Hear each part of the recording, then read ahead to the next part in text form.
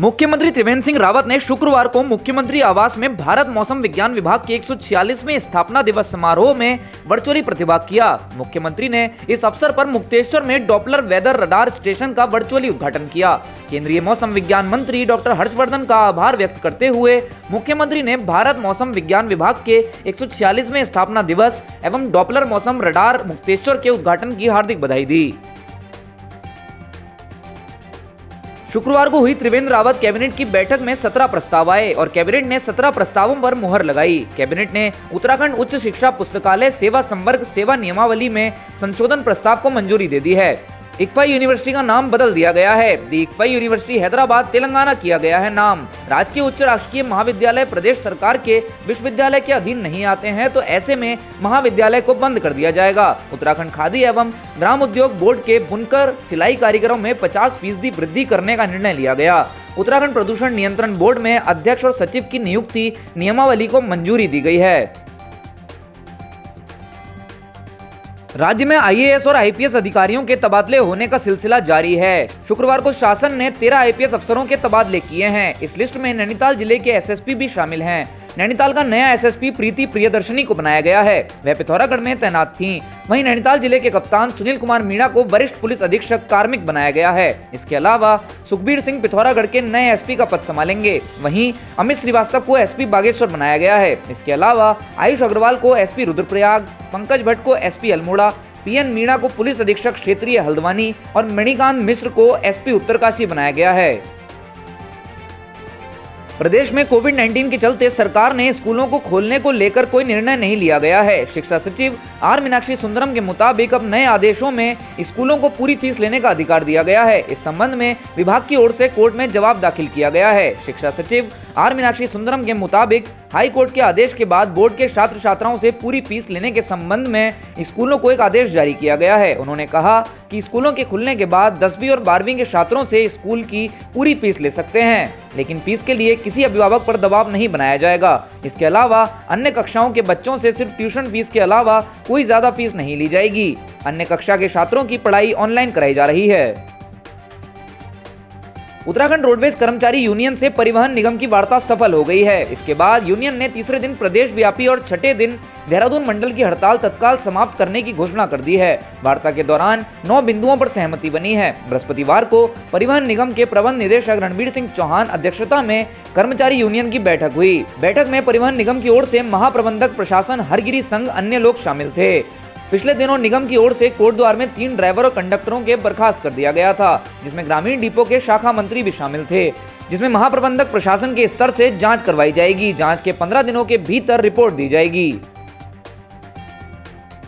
Bird flu के मामलों को देखें तो शुक्रवार काफी राहत भरा रहा। हालांकि पक्षियों के मरने का सिलसिला जारी है। देहरादून में बर्ड फ्लू काफी तेजी से फैल रहा है। शुक्रवार को प्रदेश भर में कौओं के साथ 40 पक्षियों के मरने की खबर मिली है। पशुपालन राज्य मंत्री रेखा आर्य ने कहा कि अभी तक प्रदेश के पोल्ट्री फार्मों में बर्ड फ्लू का कोई मामला नहीं मिला है। प्रदेश के पोल्ट्री फार्म पूरी तरह से सुरक्षित हैं। उन्होंने पोल्ट्री फार्म संचालकों को केंद्र व राज्य सरकार की ओर से जारी दिशा निर्देशों का पालन करने को कहा है। उन्होंने बताया कि हरियाणा व हिमाचल प्रदेश से मुर्गियों और अंडों के आयात पर रोक लगा दी गई है। इसके बावजूद भी इन राज्यों से मुर्गियों व अंडों की सप्लाई हो रही है, तो इसका संज्ञान लिया जाएगा।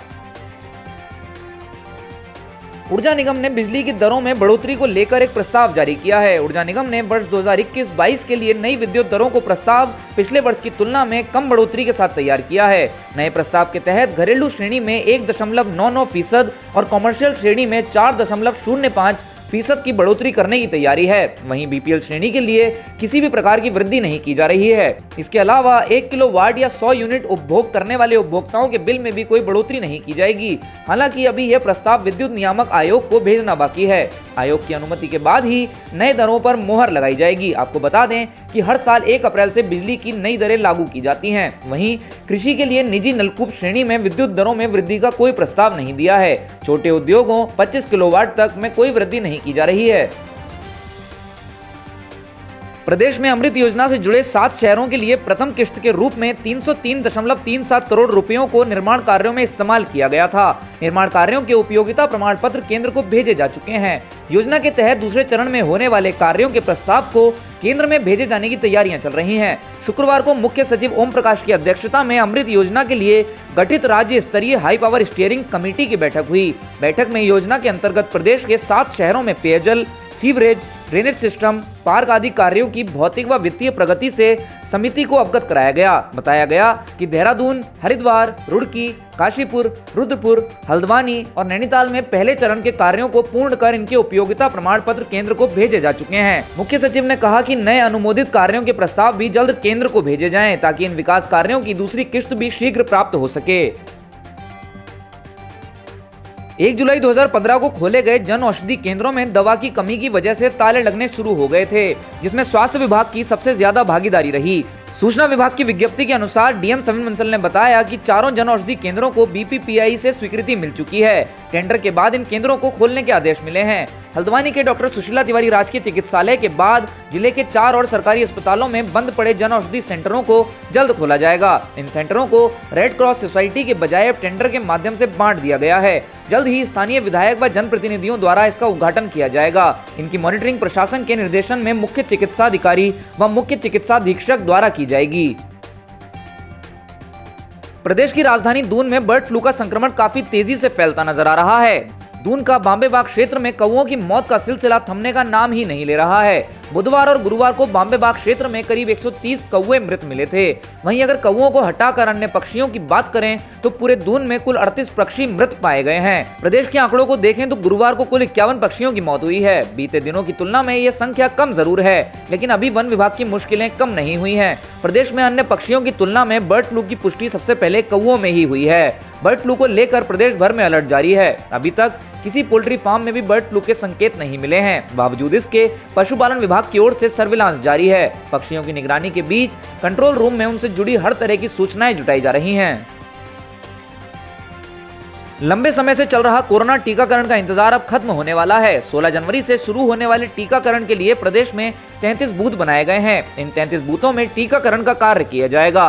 प्रदेश स्वास्थ्य निदेशक डॉक्टर सरोज नैथानी ने बताया कि पहले टीकाकरण के लिए राज्य में 43 केंद्रों का निर्माण किया गया था, पर अब बूथों की संख्या कुछ कम की गई है। उन्होंने बताया कि पहले दिन राज्य के 33 केंद्रों पर 100 प्रति सेंटर के हिसाब से कुल 3300 के करीब स्वास्थ्य कर्मियों को टीके लगाने का लक्ष्य है। हालांकि पहाड़ में विषम परिस्थितियों में 100 के बजाय एक बूथ पर 75 टीकों की भी छूट दी गई है, इसलिए ये संख्या 3000 के आसपास रहने की उम्मीद है। कोविड टीकाकरण एक बहुत बड़ा अभियान है, जिसके लिए टीके के बाद लाभार्थी को आधे घंटे तक वहीं बैठाया जाना है। पहले दिन टीकाकरण के कार्यों में आने वाली दिक्कतों को कम करने के लिए बूथों की संख्या को कम किया गया है। ब्रिटेन में कोरोना के नए स्ट्रेन का संक्रमण काफी तेजी से फैल रहा है, जिसके बाद अब उत्तराखंड में नए स्ट्रेन की चपेट में आ गया है। देहरादून निवासी एक व्यक्ति में कोरोना के नए स्ट्रेन के संक्रमण की पुष्टि हुई है। संक्रमित मरीज को वीरांगना तीलू रौतेली छात्रावास स्थित कोविड केयर सेंटर में भर्ती कराया गया है।